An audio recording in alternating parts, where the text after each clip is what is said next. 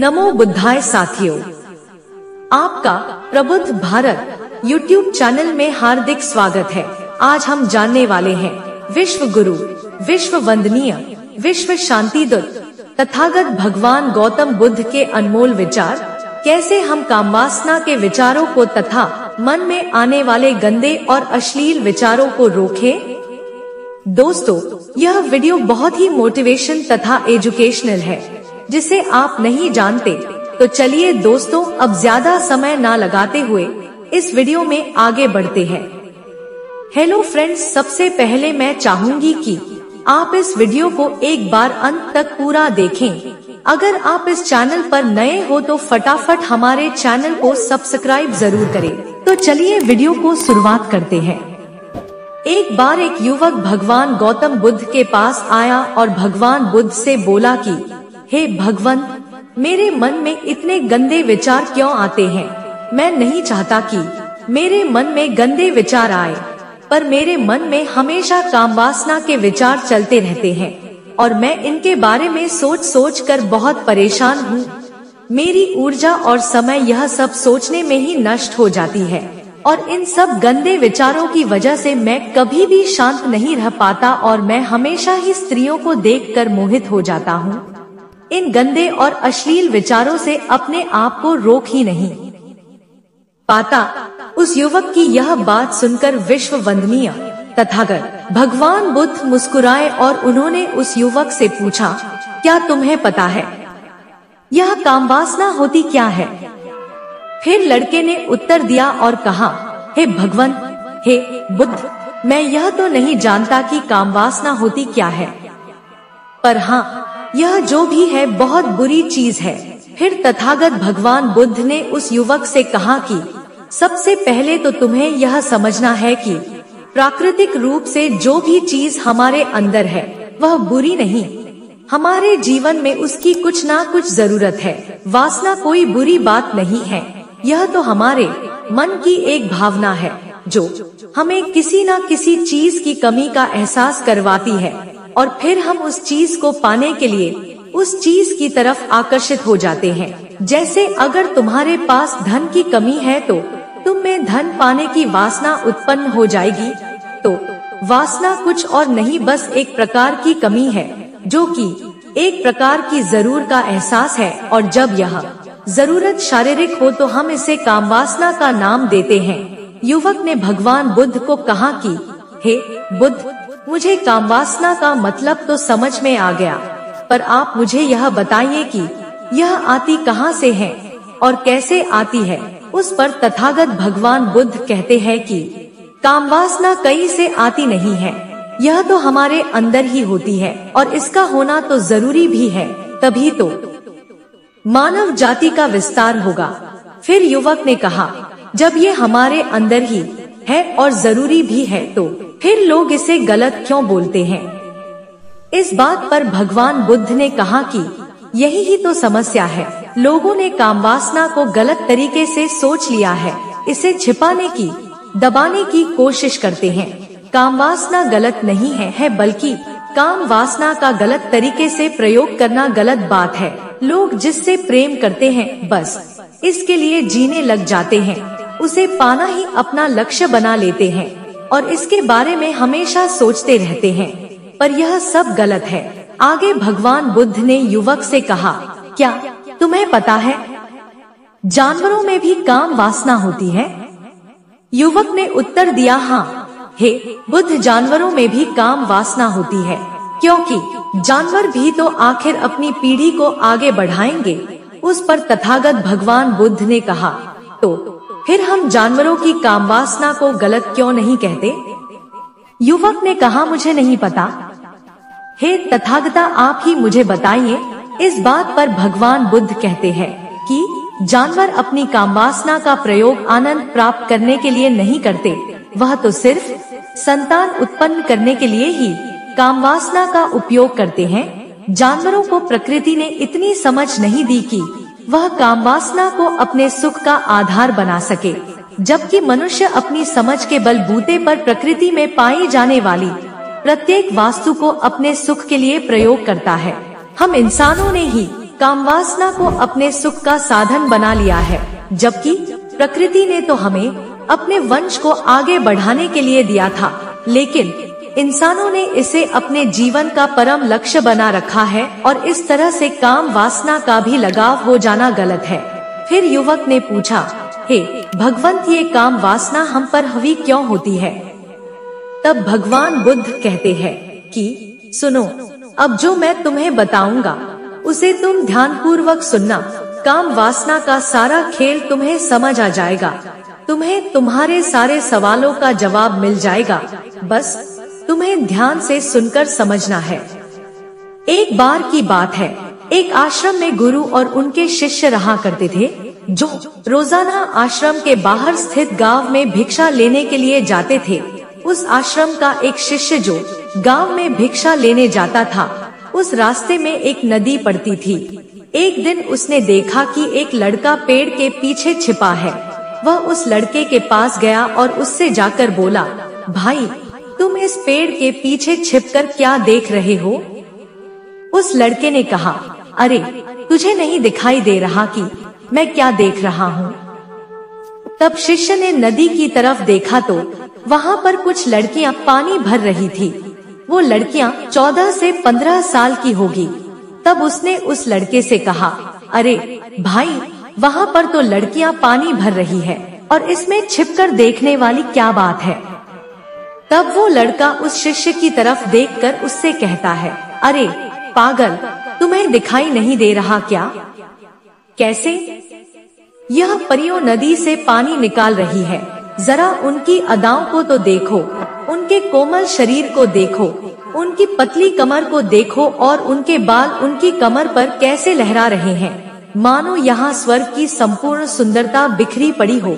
उस शिष्य ने फिर नदी की तरफ देखा और इस बार वह इस देखता ही चला गया।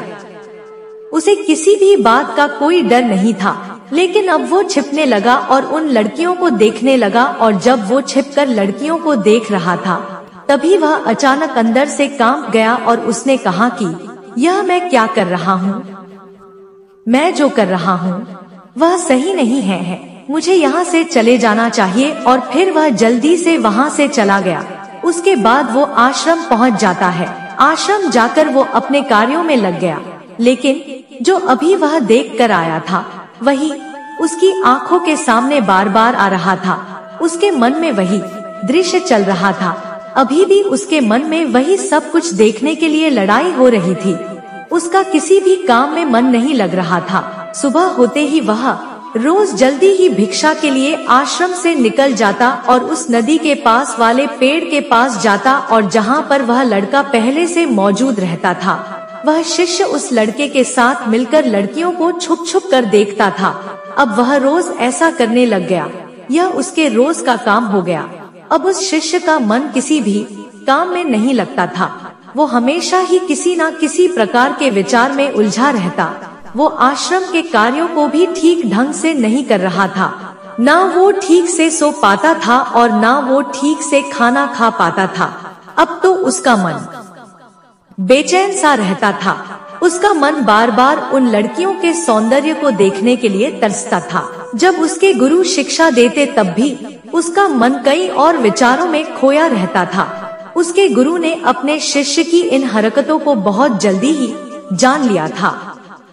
तब एक दिन उसके गुरु ने उस शिष्य को अपने पास बुलाया और कहा कि आज से मैं भी तुम्हारे साथ भिक्षा मांगने चलूंगा।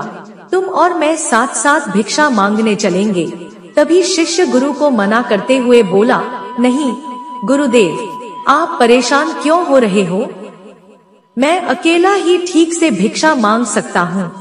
उस पर गुरु ने शिष्य से कहा कि ठीक है, तुम अकेले ही भिक्षा मांगने जाओ। उसके बाद शिष्य तुरंत ही वहाँ से भिक्षा मांगने के लिए निकल गया।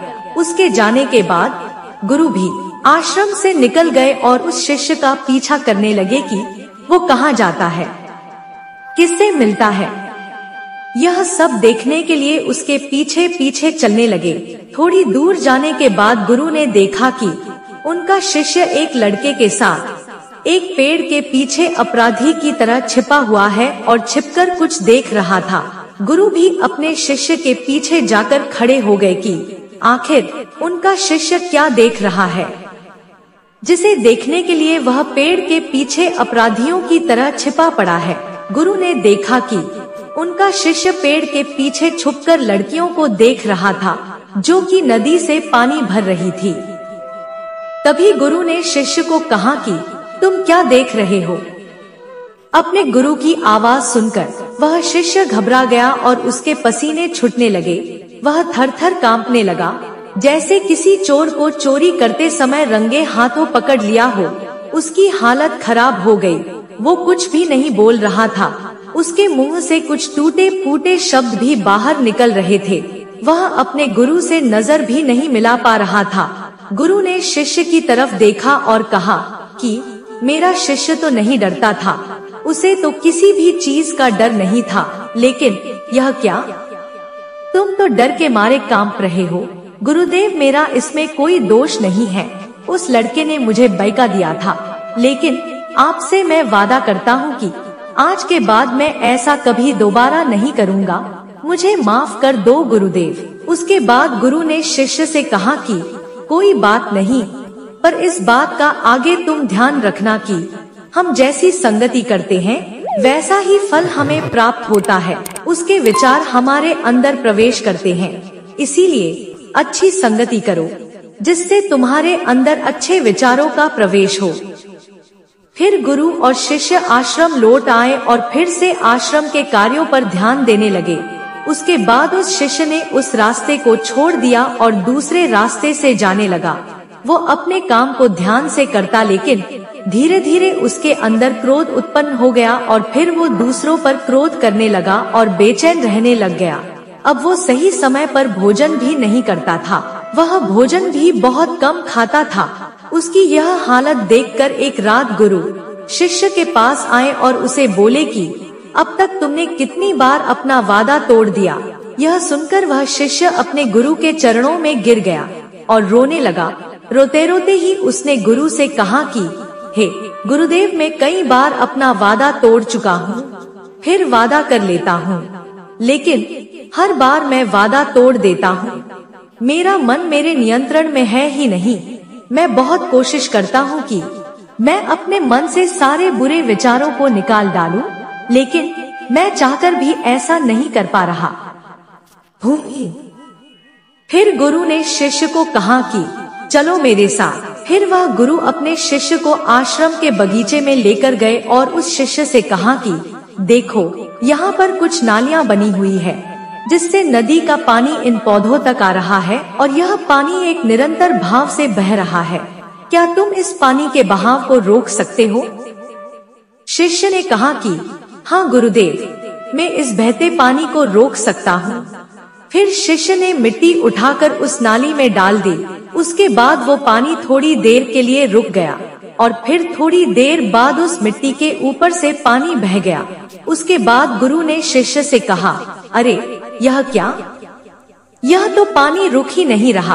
अपने गुरु की यह बात सुनकर फिर शिष्य ने कुछ कंकर पत्थर उठाकर उस नाली में डाल दिए और फिर थोड़ी देर के लिए पानी तो रुक गया, लेकिन फिर थोड़ी देर के बाद ही उन कंकर पत्थर के ऊपर से पानी निकल आया। फिर गुरु ने कहा कि यह क्या हुआ? पानी तो फिर से बह गया। तुम तो बोल रहे थे कि तुम इसे रोक दोगे। क्या हम किसी काम को रोकना चाहे तो क्या हम उसे रोक नहीं सकते? तब शिष्य ने कहा, कोई बात नहीं गुरुदेव, मैं इस पानी को तो आपको रोक कर ही दिखाऊंगा। उसके बाद वह शिष्य फिर से एक बड़ा सा पत्थर लेकर आया और उस नाली पर डाल दिया और पानी रुक गया। तब गुरु से कहा कि देखा गुरुदेव, मैंने कहा था ना कि पानी को मैं रोक दूंगा। मैंने पानी को रोक कर दिखाया। गुरुदेव, आपकी बात मैंने पूरी कर दी। उसकी बात सुनकर गुरुदेव शांत मुद्रा से मुस्कुराए और बोले, अच्छा, जरा ध्यान से देखो, क्या पानी रुक गया? वह तो पीछे की नाली तोड़कर बाहर आ गया और अगल बगल से बह रहा है। और ध्यान से देखो, इस पत्थर के आगे से भी आ गया और यह पानी अपना रास्ता बदलकर फिर से आगे की तरफ बह जाएगा और फिर थोड़ी देर बाद ऐसा ही हुआ। फिर उन गुरुदेव ने अपने शिष्य को समझाया कि तुम्हारे साथ भी तो ऐसा ही चल रहा है। तुम बार बार प्रयास कर रहे हो, बड़े से बड़ा प्रयास कर रहे हो, पर हर बार तुम्हारा प्रयास टूट रहा है और यह हमेशा टूटा ही रहेगा। तुम कितना भी बड़ा पत्थर रख लो, लेकिन पानी तो अपना रास्ता बना ही लेगा। यह सब देखकर उस शिष्य ने अपने गुरु से कहा कि हे गुरुदेव, क्या कोई तरीका नहीं है जिससे मैं गंदे विचारों से बाहर निकाल सकूं और ये मेरे मन में कभी आए ही नहीं। उसके बाद वह गुरु अपने उस शिष्य को एक नदी के पास ले गए, जहाँ से उस बगीचे में पानी आ रहा था। गुरु ने शिष्य से कहा, वो पानी इसी नदी से जा रहा है। अगर हम यहीं से उस रास्ते को बंद कर दें, जहाँ से पानी बगीचे में जा रहा है, अब क्या हम पानी को रोक नहीं सकते? शिष्य ने कहा कि हाँ गुरुदेव, अवश्य ऐसा हो सकता है। मैं इस पानी को यहीं से बंद कर देता हूँ, तब आगे की नाली में पानी जाएगा ही नहीं और फिर बगीचे में पानी जाएगा ही नहीं। फिर से नदी से जान वाले रास्ते को बहुत मेहनत करके पत्थर और मिट्टी डाल डाल कर बंद कर दिया और गुरु से कहा कि गुरुदेव, मैंने पानी को बंद कर दिया है, अब यह पानी बगीचे में जाएगा ही नहीं। तब गुरु ने कहा कि अगर पानी बगीचे में नहीं जाएगा तो पेड़ पौधों को पानी कहाँ से मिलेगा? उन पेड़ पौधों को तो पानी की आवश्यकता है और उन पेड़ पौधों में कुछ पेड़ पौधे तो ऐसे हैं जिनको रोज पानी की आवश्यकता है, वह तो मुरझाकर मर ही जाएंगे, उनका क्या होगा? पानी तो हमें खोलना ही होगा। शिष्य ने गुरु की बात सुनकर वापस नदी से जाने वाले पानी का रास्ता खोल दिया। तब गुरु ने शिष्य से पूछा कि अगर हम इस नदी के पूरे पानी को बगीचे की तरफ मोड़ दे तो क्या होगा? तब शिष्य ने जवाब दिया कि गुरुदेव, वहाँ पर जितने भी पेड़ पौधे हैं वो गलकर नष्ट हो जाएंगे, वहाँ पर कुछ नहीं बचेगा। फिर गुरुदेव मुस्कुराए और बोले, तुम इस बात को समझो कि हमें किसी भी चीज को रोकना नहीं है, बस हमें हमेशा संतुलन बनाए रखना है। कम पानी से भी पौधे नष्ट होते हैं और ज्यादा पानी से भी पौधे नष्ट होते हैं। इसी तरह हमारा जीवन भी संतुलन से ही चला आ रहा है। उसके बाद गुरु ने अपने शिष्य से कहा कि अगर मैं तुम आम के बारे में मत सोचो तो तुम्हारे मन में सबसे पहले किसका चित्र आएगा? शिष्य ने कहा कि गुरुदेव, मेरे मन में तो पहले चित्र आम का ही आएगा। उसके जवाब पर गुरुदेव ने कहा कि जब हम गंदे विचारों को जबरदस्ती रोकने का प्रयास करते हैं तो वह और मजबूती के साथ हमारे अंदर प्रवेश करते हैं और ज्यादा हमारे अंदर निरंतर उठते रहते हैं। इसीलिए हमें उन्हें कभी भी दबाने की कोशिश नहीं करनी चाहिए। फिर गुरुदेव ने अपने उस शिष्य को जाते हुए कहा कि हमें यह बात नहीं भूलनी चाहिए कि हमारे मन में गंदे विचार बुरे लोगों की संगति करने की वजह से भी आते हैं। कई बार क्या होता है कि कामुकता हमारे अंदर होती नहीं है, लेकिन कुछ अश्लील लोगों के साथ रहने की वजह से ये हमारे अंदर हावी हो जाती है। फिर शिष्य ने कहा कि गुरुदेव, आप सही कह रहे हैं, मैं अपने मार्ग से भटक गया था। फिर वो शिष्य उस रात बहुत ही चैन की नींद सोया। सुबह अपने कार्यों को पूरे मन से किया और फिर सुबह वो भिक्षा लेने के लिए उसी रास्ते से गया जहाँ वह लड़का आज भी पेड़ के पीछे छुपकर उन लड़कियों को देख रहा था। वह शिष्य नदी पर गया जहाँ वह लड़कियाँ पानी भर रही थी। उसने उन लड़कियों से पानी मांगा। उन लड़कियों में से एक लड़की ने उसे पानी पिलाया और उस सन्यासी शिष्य के चरण छुए। उस शिष्य ने उसे आशीर्वाद दिया कि हमेशा तुम्हारा मंगल हो, कल्याण हो। अब उसका मन सकारात्मक ऊर्जा से भर गया। उसके चेहरे पर मुस्कान आ गई थी, जैसे कि उसे कुछ खोया हुआ वापस मिल गया। वह वापस अपने रास्ते से जाने लगा। तभी पीछे से वह लड़का आ गया जो पेड़ के पीछे छुपा हुआ था। वह शिष्य के पास आया और बोला कि क्या बात है, आज तो तुमने देवियों के नजदीक से दर्शन कर लिए, तुम तो मुझसे भी आगे निकले। तब शिष्य ने कहा कि हम हमेशा दूसरे के दर्शन करने में ही व्यस्त रहते हैं, इसलिए अपने दर्शन कर ही नहीं पाते। तुम कब तक इस पेड़ के पीछे छुपते रहोगे? किसी को पसंद करते हो तो उससे बोल दो, अगर वो भी तुम्हें पसंद करती है तो शादी कर लो, पर उससे पहले तुम कुछ तो काबिल बन जाओ तथा अपने आप को पहचान लो। ऐसे ही अपना कीमती समय बर्बाद मत करो। फिर वह लड़का रोज उससे मिलने लगा और उस लड़के ने नदी पर जाना छोड़ दिया और फिर वो लड़का अपने जीवन में कुछ बनने के लिए संघर्ष करने लगा। तो तुमने देखा संगति का असर क्या होता है। अपनी संगति बदलो, अपने विचार बदलो। उसके बाद तथागत भगवान बुद्ध ने युवक से पूछा कि क्या तुम्हें तुम्हारे सारे सवालों का जवाब मिल गया? तब युवक ने कहा कि हाँ भगवान, आपका बहुत बहुत धन्यवाद। तब भगवान बुद्ध ने उस युवक से कहा कि जब तुम्हारे मन में गंदे विचार आए तब आप अपने आप को दोषी मत मानो। यह शरीर है और यह सब इसमें हजारों वर्षों से शिखा है। यह केवल तुम्हारे सोच लेने से, शपथ लेने से ये टूटने वाला नहीं है, लेकिन तुम्हारे पास वो शक्ति है और वो ऊर्जा है जिसका तुम्हें संतुलन बनाए रखने के लिए उपयोग करना है। तुम एक जीवित ऊर्जा हो जो कुछ भी अनुभव करने के लिए स्वतंत्र हो, जो कुछ भी निर्माण करने के लिए स्वतंत्र है। इसीलिए तुम अपने आप को पहचानो। आशा है कि आप सभी को तथागत भगवान बुद्धा के इन प्रेरणादायक तथा शिक्षाप्रद बातों से बहुत कुछ सीखने को मिला होगा। तो चलिए दोस्तों, कैसे लगी भगवान बुद्ध की यह शिक्षाप्रद मोटिवेशनल वीडियो? हमें कमेंट में नमो बुद्धाय लिखकर जरूर बताएं। उम्मीद है आपको यह वीडियो पसंद आई होगी। तो इसी बात पर आप इस वीडियो को लाइक करना मत भूलिए और इस चैनल पर आप नए हैं तो हमारे चैनल प्रबुद्ध भारत यूट्यूब चैनल को कृपया सब्सक्राइब और इस वीडियो को अपने दोस्तों में शेयर करना न भूले। इससे हमें मोटिवेशन मिलेगा। तो मिलते हैं अगली बार हमारे बहुजन महापुरुषों के अनमोल प्रेरणादायक सत्य आदर्श विचारों के साथ। तब तक के लिए अपना ख्याल रखें। सबका मंगल हो, सबका कल्याण हो। भवतु सब्बा मंगलम। आपका बहुमूल्य समय देने के लिए धन्यवाद। जय भीम, जय संविधान, जय भारत। प्रेजेंटेशन बाय प्रबुद्ध Bharat YouTube channel. Thanks for watching.